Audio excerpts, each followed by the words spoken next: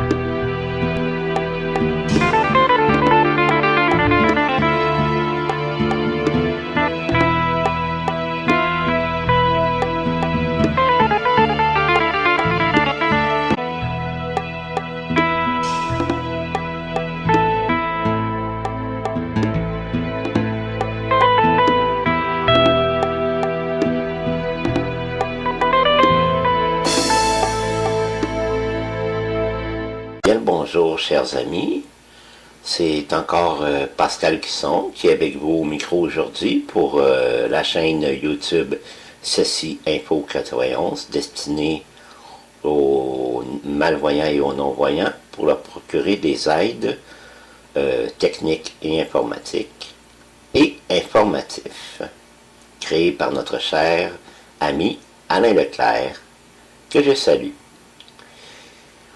Aujourd'hui, nous allons parler de la Google Home. Nous ferons plusieurs vidéos sur ce sujet. Je ne sais pas encore le nombre, mais lorsque ce sera rendu au dernier podcast, je vous le signalerai. La Google Home est un outil fantastique pour les non-voyants. C'est un outil, c'est un appareil, comment pourrait bien se dire, c'est un appareil qui fonctionne à la voix. Lorsque vous lui donnez des commandes, vous pouvez faire des recherches sur Internet, sur des sujets qui vous intéressent, écouter de la musique, lui poser des questions sur une foultitude de sujets. C'est vraiment, vraiment très intéressant. L'appareil se vend en 3 modèles, le petit, le moyen et le grand. Ce qui fait une différence d'un appareil à l'autre, c'est qu'il y a plus de micros pour vous entendre. Parce que parfois, avec le petit modèle, comme moi j'ai, on a beau dire OK Google, puis si la musique est un peu forte, ou si on est un peu trop loin, ou mal, ou que nous ne sommes pas vis-à-vis de l'appareil, eh bien, celui-ci ne détecte pas notre voix. Donc, et la qualité, mettons, des haut-parleurs est de plus en plus performante lorsque vous achetez un appareil plus gros. Donc, voilà. C'est selon chacun, selon son budget, selon... bon, que la Google soit grande, moyenne ou petite, eh bien, on a autant de plaisir avec l'une comme l'autre.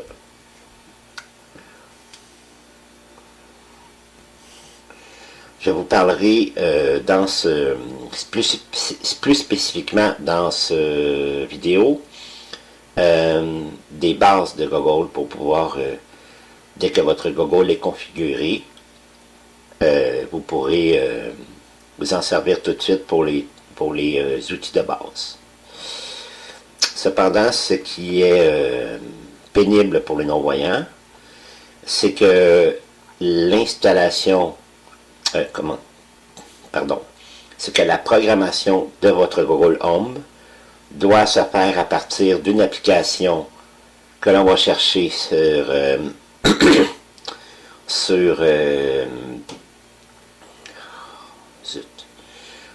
comment est-ce que ça s'appelle? Sur le Apple Store, pardon. Je suis un peu nerveux, c'est que ma deuxième vidéo. Et puis une fois qu'elle est téléchargée et installée, bon, c'est quand même l'usine à gaz. Donc si vous êtes un malvoyant ou un non-voyant qui est très féru de iPhone, vous pourrez vous en sortir. Puis sinon, eh bien, vous devrez demander à un ami qu'il aille jouer dans l'application Google Assistant pour Google Home et dans la section Assistant pour vous configurer votre Google Home. Une fois cela fait, vous pourrez vous débrouiller tout seul avec votre Google Home que vous avez acheté et branché à la maison. Cette étape-là, je ne peux pas la faire avec vous, car moi, je ne suis pas féru du iPhone et j'apprends tout doucement. Donc, c'est un ami qui m'a installé les paramètres pour pouvoir me servir de mon Google Home tout seul ensuite. J'espère que l'enregistrement sera de bonne qualité, car j'ai maintenant un Victor Stream, donc j'espère que le son sera quand même bon. On fait toujours de son mieux avec ce qu'on a, comme dirait Alain. Fait que bon, on continue. Ça décolle. Pour pouvoir utiliser la Google Home, il y a toujours le mot magique OK Google. Je ne trouve pas votre réseau Wi-Fi. Vous pourriez vérifier la connexion du modem ou du routeur. Oups, on va lui laisser quelques secondes pour trouver mon modem. Voilà. Maintenant, dans nos trucs de base, nous allons commencer par des petites choses simples comme la date et l'heure, la météo. Il y a aussi un truc qui s'appelle Bonjour, qui lui nous fait un petit un petit condensé audio des nouvelles qui se passent un peu partout dans le monde.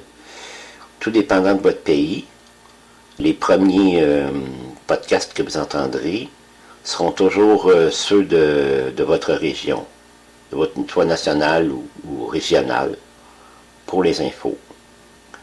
Ensuite, ce seront des podcasts internationaux. Voilà, on va commencer par ça. OK. OK Google, quelle heure est-il? Il est 23h07. Bon, heure du Québec. OK, Kogo, quel jour sommes-nous? Nous sommes le samedi 9 mai 2020. Bon, il est samedi 2020 parce que moi je suis au Canada. En Europe, vous êtes déjà le dimanche. OK. OK, Google. Bonjour. Bonsoir Pascal. Il est 23h07. En ce moment, à l'Épiphanie, il fait 1 degré avec un ciel dégagé. Selon les prévisions, cette nuit, il fera 1 degré avec un ciel dégagé. Bon, je me suis Je fait... vous souhaite une excellente journée. Bon, ben, je me suis fait avoir. Voici les actualités. Ah oui, ils les disent. À partir du Radio-Journal de Radio-Canada, aujourd'hui.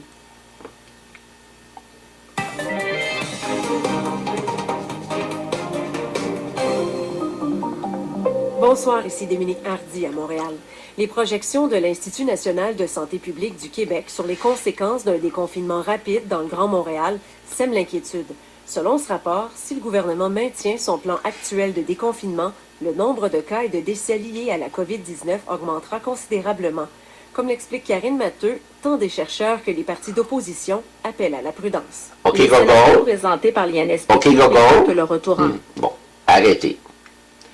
Voilà, donc vous avez entendu un petit exemple de ce qu'il dit Gogol pour quand vous vous levez le matin, vous dites bonjour. Bon, en même temps, je crois qu'il a dit la météo, mais on va le refaire. OK, Gogol, quelle est la météo? En ce moment, à l'Épiphanie, il fait 1 degré avec un ciel dégagé. Selon les prévisions, cette nuit, il fera 1 degré avec un ciel dégagé. Oui, il dit, Gogol dit l'Épiphanie parce que c'est le petit village où j'habite au Québec. Un exemple. OK, Gogol. Excusez-moi, OK, Gogol, quelle est la météo à Berlin? en ce moment, à l'Épiphanie, il Mais fait non. 1 degré avec un ciel OK, dégagé. Gogol, arrêtez. J'ai essayé pour voir s'il va me dire la météo d'un autre pays. OK, Gogol, quelle est la météo à Berlin? En ce moment, à Berlin, il fait 12 degrés avec un ciel dégagé. Selon les prévisions, aujourd'hui, le ciel sera principalement nuageux avec des températures maximales prévues à 24 degrés et des températures minimales à 8 degrés. Bon. Bon, voilà, vous avez 2 exemples pour vous dire la météo. Vous pouvez la savoir un peu partout dans le monde. OK, Gogol, quelle est l'heure à Tombouctou? Tombouctou, Mali, heure actuelle, 3h10. Bon, voilà. Donc, voilà. OK, Gogol, quel est le taux d'humidité? Oh, j'ai pas entendu. OK, Gogol, quel est le taux d'humidité? Le taux d'humidité actuel à l'Épiphanie est de 58%. OK, Gogol, quelle est la vitesse du vent? À l'Épiphanie, un vent provenant de l'ouest souffle à 11 km/h en ce moment. Voilà. OK, Gogol, y aura-t-il de la pluie aujourd'hui? Non, cette nuit le temps ne sera pas pluvieux à l'Épiphanie. On annonce 1 degré avec un ciel dégagé. OK, Gogol, y aura-t-il de la neige?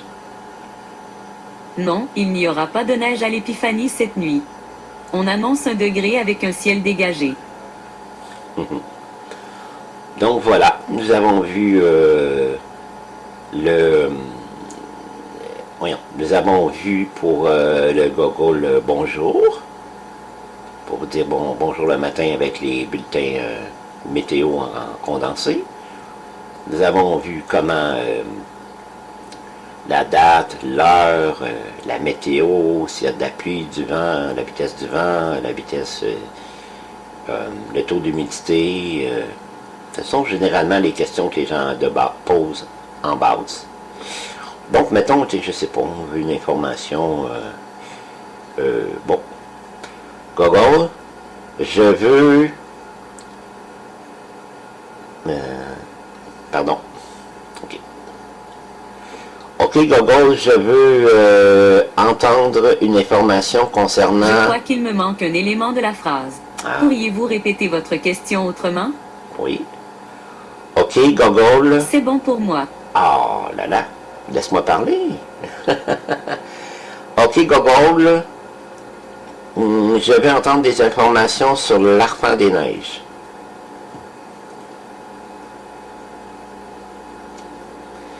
Bon, il n'y a pas l'air à trouver. Excusez-moi, je ne sais pas comment vous aider avec ça pour le moment.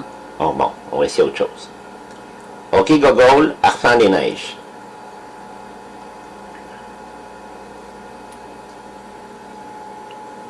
Oh, il trouve pas. Bon, ça va pas bien.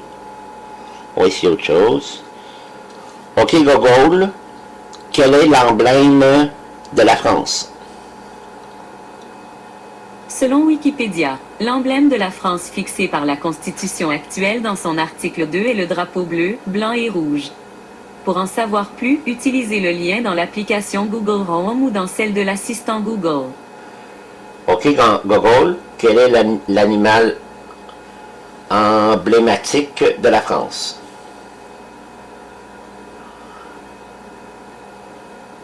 Bon, il n'y a pas l'air à le trouver. OK, Google, quel est l'animal emblématique de la France? Selon Wikipédia, le choix du coq comme emblème fait référence à la Gaule en jouant sur le jeu de mots latin Gallus et Gallus. Eh bien, c'est intéressant, c'est quelque chose que je ne savais pas. OK, Google, quel est l'emblème du Canada? Emblème, figure, ornement symbolique. Ah non, c'est pas ça. OK, Google, quel est l'emblème du Canada? Le site canada.ca contient l'information suivante. Le castor est devenu emblème officiel du Canada le 24 mars 1975 lorsqu'une loi portant reconnaissance au castor comme symbole de la souveraineté du Canada reçut la sanction royale. Oh! Ben, bon, quelle question qu'on pourrait lui poser? OK, Google, quelle est la population mondiale? Selon Wikipédia, la population mondiale est le nombre d'êtres humains vivant sur Terre à un instant donné. Elle est estimée à 7,55 milliards au 1er juillet 2017 selon l'Organisation des Nations Unies alors qu'elle était estimée à 7 milliards au 31 octobre 2011, à 6,1 milliards en 2000, entre 1,55 et 1,76 milliards en 1900, entre 0,813. Bon, voilà.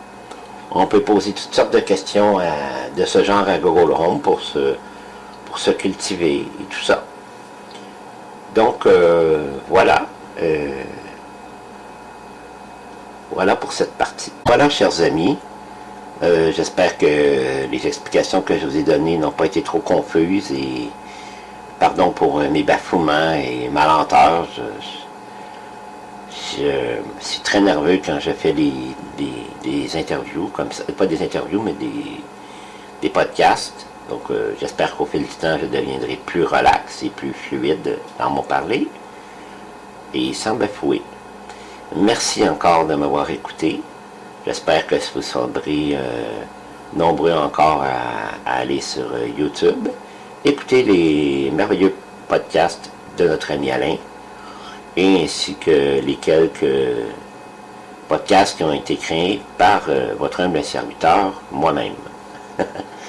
Bonne journée à tous et soyez prudents durant le coronavirus. Continuez à bien vous protéger si vous avez à sortir, car nous voulons vous garder longtemps, même très longtemps, parmi nous. Au revoir.